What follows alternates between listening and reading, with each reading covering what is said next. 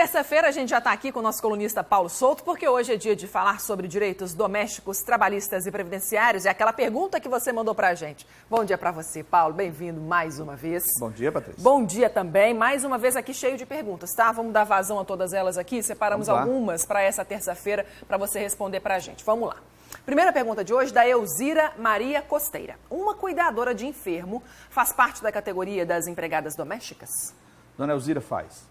Ela é regida pela Lei Complementar número 150/2015. Independente se ela tiver curso técnico em enfermagem ou não. Está na lei, ó. Está na lei e quando você for assinar a carteira, você deve colocar esses dois CBO, um ou outro. Ah, entendeu? tá, pode escolher, né? Se for um cuidador de criança, você bota 516205. Se for de idoso, você bota 516210. Pronto. Entendeu? E aí ele tem todos os direitos, aquilo tudo que o pessoal já sabe. Todos os direitos que o empregado, a categoria dos domésticos tem, muito bem. Essa categoria tem. Está respondido aí para você, viu, Alzira? Elane Marne Feitosa Nunes, ela conta o seguinte: pesquisei junto ao INSS e Caixa Econômica Federal e não aparecem os recolhimentos da contribuição previdenciária e do FGTS de minha empregada doméstica, que eu venho recolhendo através do DAI desde outubro de 2015. A quem devemos reclamar? Patrícia, esta pergunta da Elane é preocupante. Primeiro, Elane, eu posso falar aqui que ela é uma funcionária do INSS. Certo. E descobriu isso aí. E agora, hein? Agora, o INSS e a Caixa Econômica Federal vai ter que dar conta. O INSS nós já temos a resposta. Se um empregado, qualquer empregado doméstico, for requerer um benefício, tem que levar a carteira profissional assinada e os recolhimentos que o empregador fez. Antes de outubro de 2012 não existia isso. Estava lá, você recolhia, aparecia no CNIS. Hoje ele não aparece mais. Onde ele vai aparecer é que nós não sabemos. No caso aí, Elane... A Caixa também não informou. Ela recolheu do seu funcionário também e não aparece na conta do empregado. Elane tem que torcer, então, para ter os recibozinhos, né? De que ela pagou. Ela tem que... Ela guarda o recibo. Tomara. Entendeu? Porque já é um recibo o INSS, antes de outubro, você recolhia, tinha lá registrado um CNIS, pronto, não tinha problema, o empregado tinha que levar, o servidor consultava e estava lá. Hoje o servidor consulta e não aparece. Mas aí essa situação delas... A Caixa Econômica e o INSS vão ter que dar conta. Pois é, servem de alerta para outros patrões aí que estão pagando regularmente, primeiro que é para guardar o recibo e segundo que é para verificar. Eu posso garantir, nem todo empregador doméstico que recolheu até agora, não aparece o recolhimento no CNIS. Isso tem que ser resolvido, isso não pode acontecer. É mais uma crítica que o pessoal vem fazendo ao E-Social. Fica isso aqui não o nosso pode existir. alerta da coluna, eu isso quero aí saber. Não pode, isso é inconcebível. Nenhum. Muito bem, vamos lá. Seguindo, Gustavo Farias também mandou uma pergunta para você. Paulo, o INSS, que é recolhido por uma prefeitura municipal, servirá para minha aposentadoria? Certo. Qualquer recolhimento para a Previdência, seja ela pública ou privada, ou o RPPS, que é o regime de prefeituras, vai servir para o INSS, ou se você recolhe no INSS, pode servir para a prefeitura. Muito bem. Ou para o poder público, desde que seja verbado junto ao órgão previdenciário que você vai se aposentar. Ainda bem, Gustavo. Vamos lá, André Delgado. A partir de agora, todo trabalhador vai ter direito a 20 dias de licença paternidade? Ô, André, quem dera, né? Não é assim, não. Primeiro, que o trabalhador empregado doméstico não tem direito. Só tem direito os trabalhadores, quem trabalha para pessoa física. Ou pessoa jurídica. Jurídica, certo. Entendeu? E que a empresa dele faça parte do programa, que é o programa de empresa cidadã. Entendeu? Que ela faz um convênio junto ao poder público, onde ela vai poder deduzir o que ela pagou a mais ao empregado nos seus impostos. Ou seja, esses 15 dias que ele pagou a mais da licença paternidade e os 60 dias que ele paga a mais da maternidade. Também, aí que ele para a mulher, em vez de 4, são 6 meses. Mas desde que a empresa faça parte do programa cidadã. Não é para todo mundo, Empresa cidadã. Não. Infelizmente, não é o caso, André, para todo mundo, não. O Eliane Ferreira, é isso mesmo? Eliane Ferreira, muito bem. Gostaria de saber qual é a jornada de trabalho de um médico na Prefeitura Municipal de João Pessoa. É muito interessante a pergunta do Eliane, porque existe uma lei complementar número 51 na Prefeitura que instituiu o plano de cargo e salário pessoal que trabalha na Secretaria da Saúde, cargos ocupacionais de saúde. Lá prevê uma jornada para o médico, para o nível superior que trabalha na Secretaria de Saúde, de 20 horas. E para quem trabalha em unidade, aquele tipo PSF, são obrigatoriamente 44 horas. Olha aí. Mas também tem um artigo que diz, por interesse público, isso pode ser prorrogado para 30 ou 40 horas semanais, desde que o salário seja aumentado. Prorrogado, diminuído jamais. Diminuído não, menos de 20 horas não pode. E nem menos de 40 horas no PSF não. Um exemplo, um médico que fez um concurso para 20 horas, ele vai receber 20 horas. Se o poder público, se a prefeitura quiser que ele trabalhe 30 horas, ele vai aceitar ou não. Porque ele submeteu um concurso público para 20 horas. Então, ele vai trabalhar 20 horas. A gente não sabe e receber por 20 horas. Se o Eliane é médico ou paciente, mas é bom que as pessoas saibam, isso é saber, né? Mas a jornada de trabalho do PSF, obrigatoriamente, o médico tem que trabalhar 40 horas semanais. E o que não trabalha nas unidades de saúde da família, esse trabalha 20 horas, mas pode trabalhar 30 ou 40, desde que aceite. Está respondido ainda mais em tempo de paralisação dos médicos, né, da Prefeitura de João Pessoa.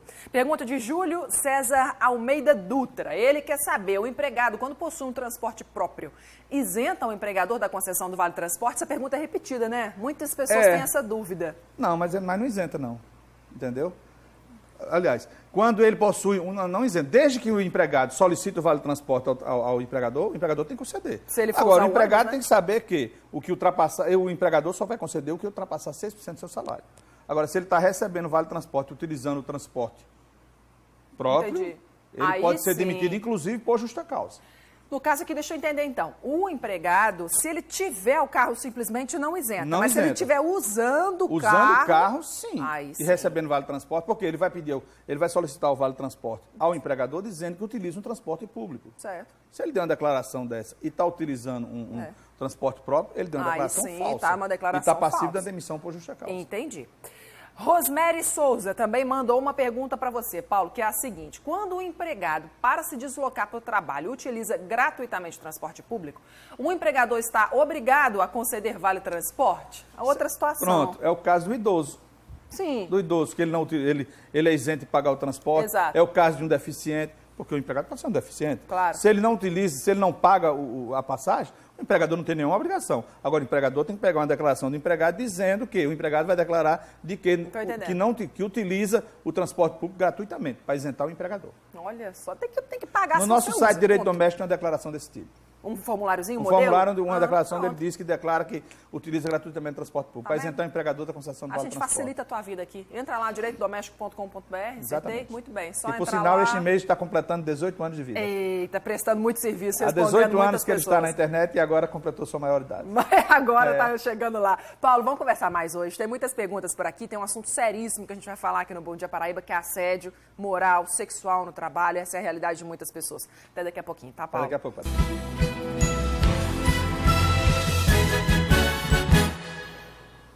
O Bom Dia está de volta agora com mais informações para você sobre direitos trabalhistas. E Paulo Souto já está aqui comigo para a gente falar agora sobre um assunto seríssimo de denúncias que chegaram à nossa redação de assédio moral e até sexual no trabalho, Paulo. E essas denúncias vieram todas de ex-funcionários de call centers de João Pessoa. É uma situação que se repete. Bastante. Né? A gente vê isso acontecer com muita frequência nesse ramo. Não só nesse, em vários, viu? Às vezes as pessoas nem sabem que estão sofrendo assédio moral, né? Essa é uma situação muito comum. Aqui na Paraíba, o Ministério Público do Trabalho já abriu mais de 50 procedimentos com denúncias só contra empresas de call center. As denúncias que vão desde o não pagamento de indenizações até mesmo o assédio sexual. É o que você vai ver agora na reportagem de Plínio Almeida. Esta mulher trabalhou durante 7 meses como operadora de telemarketing numa empresa de call center de João Pessoa. Segundo ela, tempo suficiente para ver e sofrer uma série de irregularidades trabalhistas. Quando eu cheguei lá no banco, no dia 4, fui sacar o meu PIS e eu não tive direito. E que eu trabalhei menos de 15 dias, apenas 12 dias. Eu trabalhei 7 meses, não trabalhei 12 dias. O abono família é direito do trabalhador. Se você tem filhos até os 14 anos, ele tem direito de receber esse valor. E eu nunca recebi. Minha filha ela ficou doente na época, e quando ela ficou doente, ela ficou internada durante 6 dias no hospital do Valentina. E quando ela saiu do hospital com a alta hospitalar, levei toda a documentação para a empresa, eles recusaram, não aceitaram. E me descontaram quase R$200 do meu valor. E muitas das pessoas, elas são pressionadas a ser botada para fora, ou você pede para sair, ou então eles colocam você por justa causa. É dessa forma que funciona.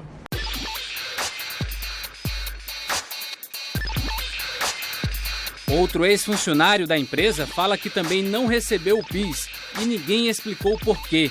e diz que existe pressão excessiva e assédio moral na cobrança para atingir metas, a ponto de supervisores cometerem absurdos. Lá tem uma pausa 10 minutos, é uma pausa banheiro, né? O supervisor se chateou e ele foi atrás das meninas no banheiro. Ele entrou no banheiro à procura delas. E não para por aí. As denúncias chegam até o assédio sexual durante o horário de trabalho. O supervisor passou por mim, puxou a alça do meu sutiã sem a minha permissão. Eu estava trabalhando, estava nessa posição. Ele passou a mão na minha perna, dizendo batata de perna grossa. Eu não dei o direito a ele, nem a absolutamente ninguém.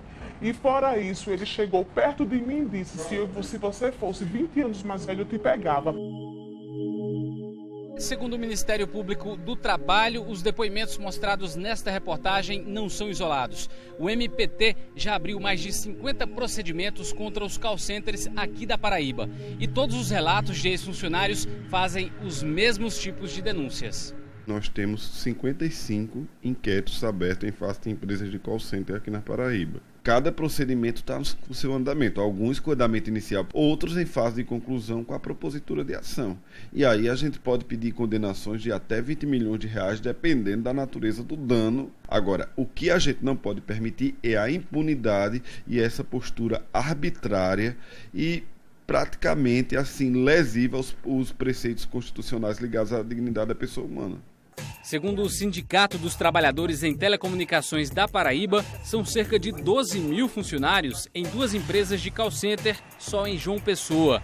As denúncias feitas nesta reportagem são de situações que teriam ocorrido nesta unidade da maior empresa, que fica no bairro de José Américo.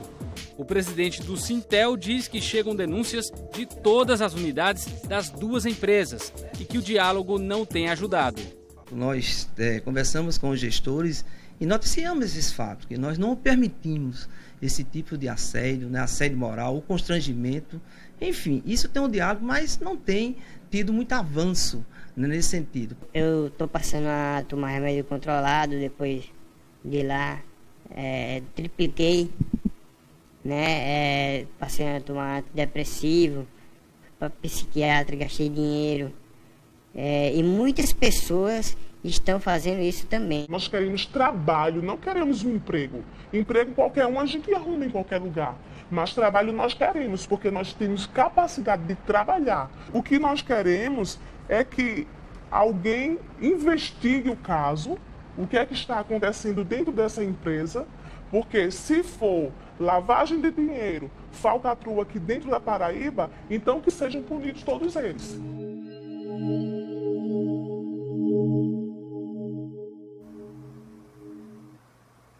Em nota, a empresa AIC diz que rejeita todas essas acusações. Falou que possui uma comissão que avalia qualquer irregularidade e que os colaboradores possuem 2 canais para fazer reclamações. Diz também que foi a primeira empresa do Brasil a oferecer um programa de treinamento sobre códigos de ética e de conduta para todos os funcionários. Paulo, já que é uma situação que se repete, a gente se pergunta, esses depoimentos aí podem caracterizar realmente assédio moral? Quando a mulher fala, tem 2 casos que não. Caso do salário família. Certo. Ela falou Como que é que funciona legalmente? Quem tem filho até 14 anos tem direito? Não, existe um teto. Se você ganha até, salvo engano, R$ 1.212, tá, você tem direito ao salário família. Ultrapassou isso, você não tem direito. Se for o caso dela, Se for aí o caso sim. dela. Se Okay. ela ganha mais do que o teto, ela não tem direito. E o caso de o filho, acompanhar a filha, internamento, consulta médica, também a empresa tem o direito de descontar. Ainda tem, né? A lei ainda não foi ainda aprovada. é aquela luta. É a luta que nosso colega aqui da Paraíba, vem cuidar de mim. Aquele projeto. Que entendeu? Ainda não está valendo. Agora quando o rapaz fala, aquele caso de o supervisor acompanhar o funcionário ir ao banheiro. Isso não existe. Entendeu? Cumprir metas impossíveis. Que ocorre em muitas empresas, botam o trabalhador, a trabalhadora, cumprir uma meta impossível. Isso sim, isso é assédio moral.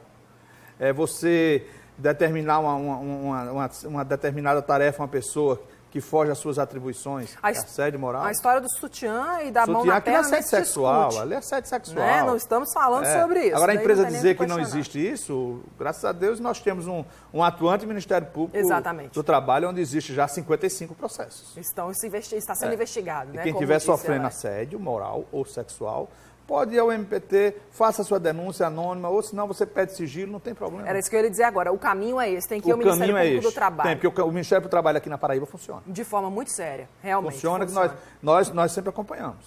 Fizemos muitas reportagens aí, a gente está sempre de olho nisso. Você viu que na verdade existe 55, está em fase de investigação, inclusive de conclusões. Nossa. Recentemente, um hospital particular aqui em João Pessoa foi condenado a pagar R$85 mil a uma funcionária por assédio sexual de um dos seus proprietários. Nossa Senhora. Isso saiu em toda a imprensa. É, complicada a situação realmente. Se estiver sofrendo, não tenha medo.